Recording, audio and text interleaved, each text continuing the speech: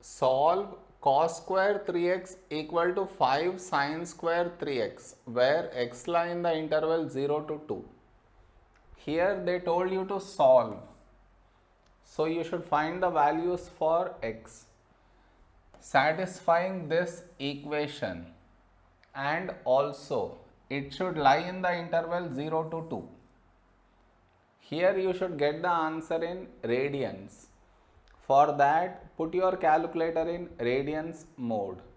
I repeat, put your calculator in radians mode. Now the given equation is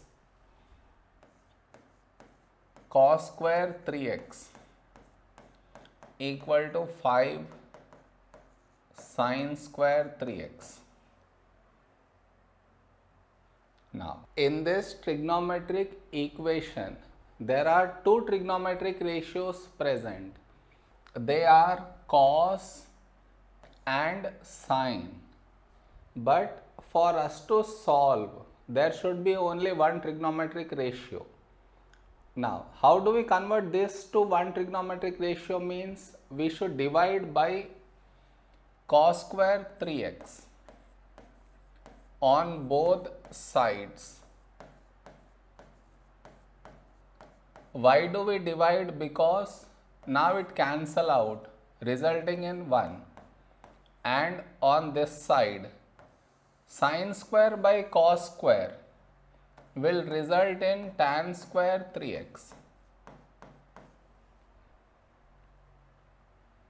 Now you have tan, so you should make tan the subject. For that, first you should remove this 5. So to remove the 5, you divide by 5. So you get 1 by 5 equal to tan square 3x. If I write tan square here, tan square 3x equal to 1 by 5. Now to get tan 3x, we should shift square to the other side. Whenever you shift square to the other side, it will become square root. So square root of 1 by 5. Not only that, you should consider both positive and negative as well. So we get plus or minus. Square root 1 is 1. Square root 5 will remain. So now we got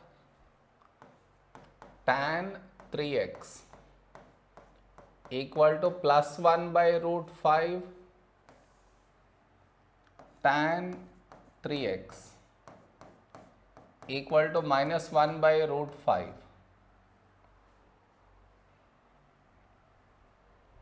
Now to get the values for 3x, here it is tan and here it is positive. So now you should check in what all quadrants is tan positive. It is all silver tea cups. So tan is positive in the first and in the third. To get an angle in the first quadrant, we should do directly tan inverse 1 by root 5. To get an angle in the third quadrant, we should do pi plus tan inverse 1 by root 5. Now here, to get the values for 3x, here we have tan and here it is negative. So tan is negative in the second and in the fourth. So now 3x equal to get an angle in the second quadrant, we should do pi minus tan inverse 1 by root 5. To get an angle in the fourth quadrant, we should do 2 pi minus tan inverse 1 by root 5. Now, remember this, the negative sign should be used only for selecting the quadrants. Once quadrants have been selected, you should not place negative sign again here. Remember that. Now, 3x equal to. Now, before you calculate this, make sure your calculator is in radians mode. Now you calculate this, you get 0.421. Put this in the calculator, you should get 3.56. Now here, calculate this, you should get 2.72. Calculate this, you should get 5.86. Now the question arises, in what interval should the values for 3x lie? Question 2. More, how many values shall I find for 3x? To answer that, we do this. Here x lie in this interval. We need to get 3x. For that, we should multiply by 3. So now we get 0 less than or equal to 3x less than or equal to 6. The values of 3x should lie in this interval. When this happens, then automatically the values of x will lie in this interval. Am I clear? Now write all the values for 3x in this interval. Does 0.421 lie in this interval? Yes, accept it. Does 3.56 lie in this interval? Yes, accept it. Now to get another value, I should add 2 pi to this. When I add 2 pi, I get a value. This do not lie in this interval, so you reject it. Now here, does 2.72 lie in this interval? Yes, accept. Does 5.86 lie? Yes, accept.